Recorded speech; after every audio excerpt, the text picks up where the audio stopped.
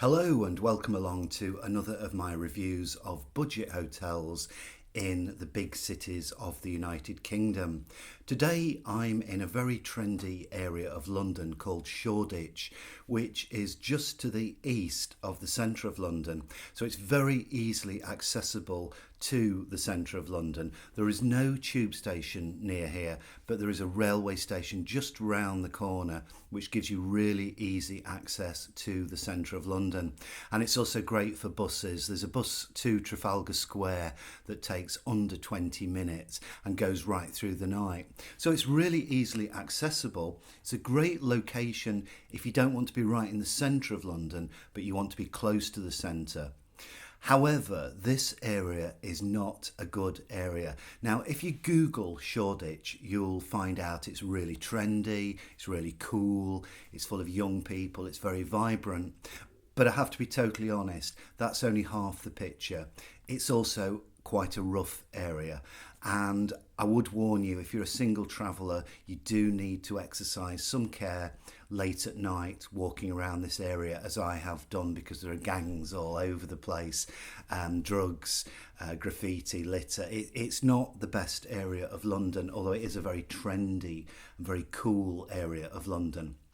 I'm staying in the Shoreditch Premier Inn hub. Now, this is completely different from a normal Premier Inn hotel. The hubs are a new concept, haven't been around that long, and the idea is Premier Inn have put together some cut down cheaper priced hotels, or in theory they're cheaper priced hotels that are aimed more at young people, at trendy people. I think this concept is a good idea in theory, but in practice I'm not quite so sure. So first thing I need to say is, if you are a business traveller, I'm not sure this is a good place to stay, because other than in the restaurant and bar area, there's nowhere in your room that you can actually do any work. There's no proper desk, there's no desk chair, the rooms are extremely cramped, very small. Very claustrophobic, to be quite honest, and you certainly can't get any work done in your room. There is a bar area, but obviously there's people around, there's noise, all that kind of stuff, which isn't conducive of getting any business work done. So firstly, I wouldn't recommend this hotel for business travellers. Secondly, it's totally out of the question for families with children, because the rooms are just tiny, far too small. In fact, I wouldn't even advise couples using this hotel. I think this hotel really is only suitable for one type of traveller, and that is a solo traveller, somebody travelling on their own. Beds are quite small, rooms are tiny, the bathrooms are very small. What you really get out of this hotel is just somewhere to sleep for the night. And I've stayed for 2 nights, but I wouldn't do that again. I'd only use this hotel if I was just staying for 1 night. Anyway, I'm going to give you a tour of the room now, show you what's in the room, and you'll see just how small it is. And then at the end, I'll give you a bit of advice, some quite useful information.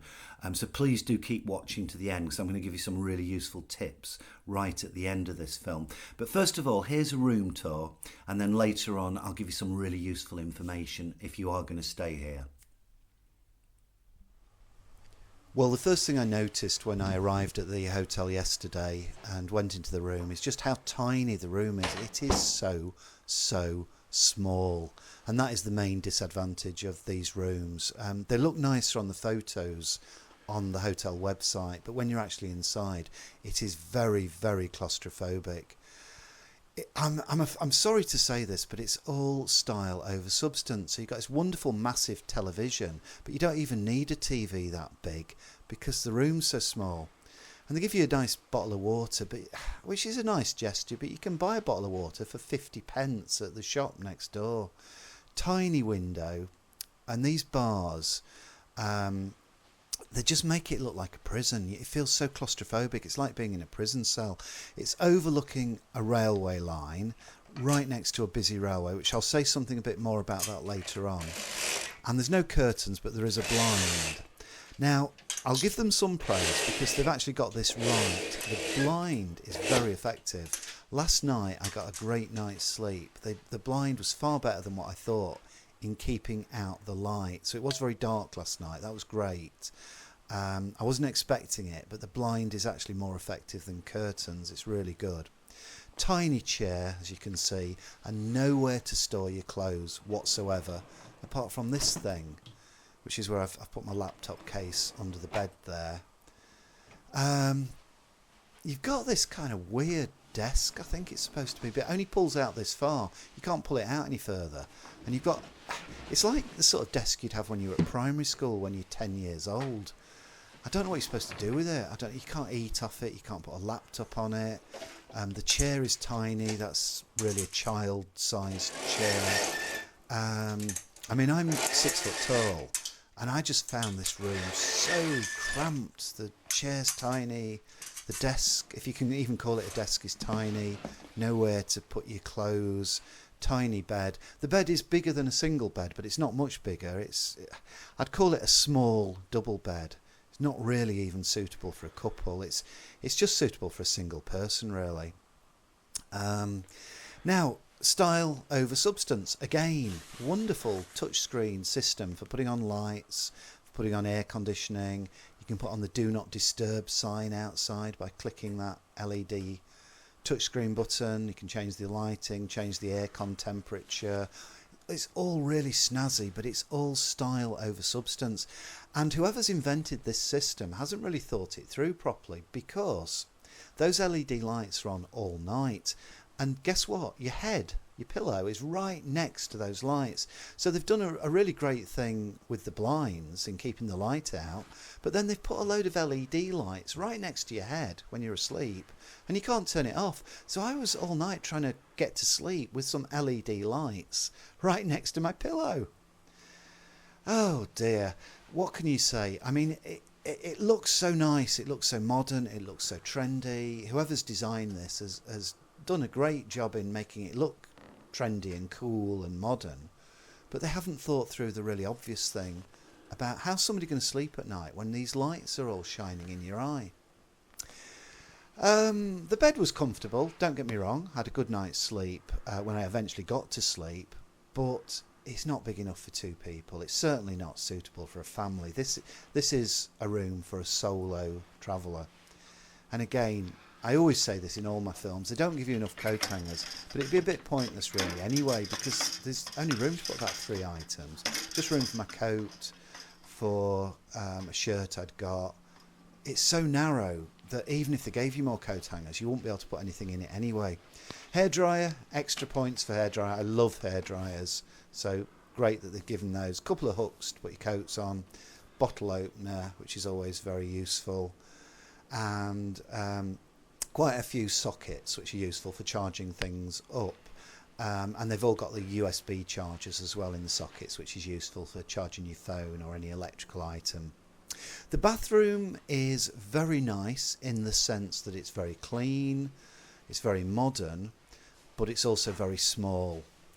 Taps, again, very nice and trendy, but don't give much water. Not much water came out of them, which, again, style over substance. The bin, very hard to access, but it's hidden away in that little cupboard. Usual toilet, and a lovely shower in the sense that the shower is very powerful, very effective, and some nice shower soap. But the door to get into the shower is really small and inaccessible. So if you're a rather large person, you are going to struggle just getting into the shower because the door doesn't open very wide. But I'll give them top marks for cleanliness. It's certainly very, very clean, very, very modern, and a very powerful shower. So I was impressed by the bathroom, but I would just mention that if you are quite a large person, then you are going to find it quite inaccessible. If you've got a disability, then you're definitely going to find it very inaccessible. But very modern, very clean, and a powerful shower. And again, you can see this little corridor area. It's just tiny. The bed's tiny, the room's tiny, the bathroom's tiny. The television is massive, which is, as I said earlier, it's a bit pointless because you don't need a big TV in such a small room. And the window's small as well. One very good point is the soundproofing. Very, very good soundproofing. I was very impressed by that.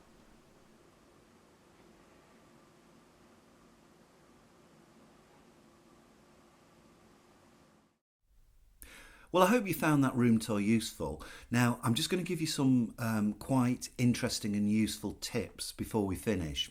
The first one is don't get too hung up on the fact that there's no tube station around here, because although if you look on a tube map, this area doesn't look the best place to stay.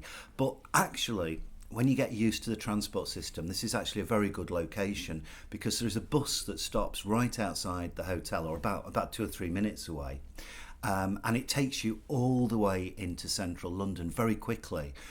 Goes past the Bank of England and then to Trafalgar Square, and it literally only takes 20 minutes, in fact slightly less, and it goes right late into the night. So if you're out in central London at night, you can get back to the hotel in 20 minutes on the bus. There is also an overground railway station very close, about 3 or 4 minutes walk away, and that is only one stop to Whitechapel. If you go to Whitechapel, you can change and get on the Elizabeth line, and that is the really fast line into central London and across London. You get right across to Heathrow. So although this area isn't near a tube station, it is actually very accessible on public transport. As you'd expect, the parking situation is not good at all. There's no car park, and a lot of the area around here is residents only. So I definitely wouldn't come here if you want to park near the hotel. Public transport, great. Parking, not good at all. I would strongly advise you're very careful at night, because although this is a very trendy and vibrant area, it's also not necessarily a very safe area. I've walked back to the hotel a couple of times after midnight, and there are lots of gangs of very dodgy looking people on street corners selling drugs and dealing drugs, and it is a bit scruffy, to be honest. The area is very trendy, but it's also scruffy, so exercise care late at night if you are walking around here. The only big tip I would give you is don't come here if you want space, because honestly the Hub Hotel is a completely new concept. It's basically just a bed and a tiny bit of room, nowhere to put your clothes or anything, so really it is just for a one night stay.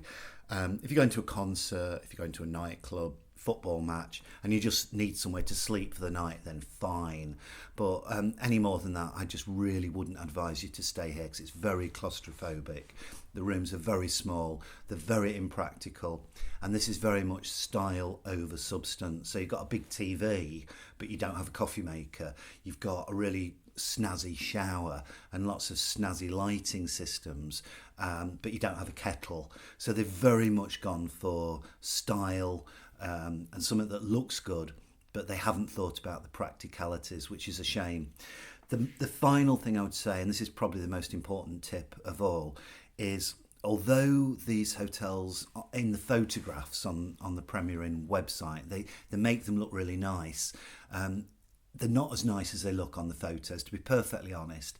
Don't pay a lot of money for these. I'm not saying don't stay here. I've enjoyed my stay. I would recommend it, but I'd only recommend it at a budget price. I really would. I've stayed in some budget hotels where I'd actually pay a premium price, but here, this is a budget hotel, and I would certainly not pay a premium price. And unfortunately, I have seen rooms advertised here at a ridiculous price.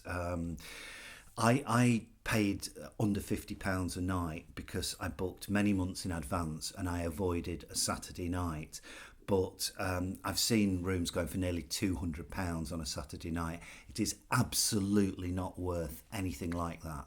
So just avoid this place if you have to pay more than £50 or £60, because it absolutely is not worth it. The rooms are tiny, it's lacking in facilities, it is not a good area of London, but it is easily accessible.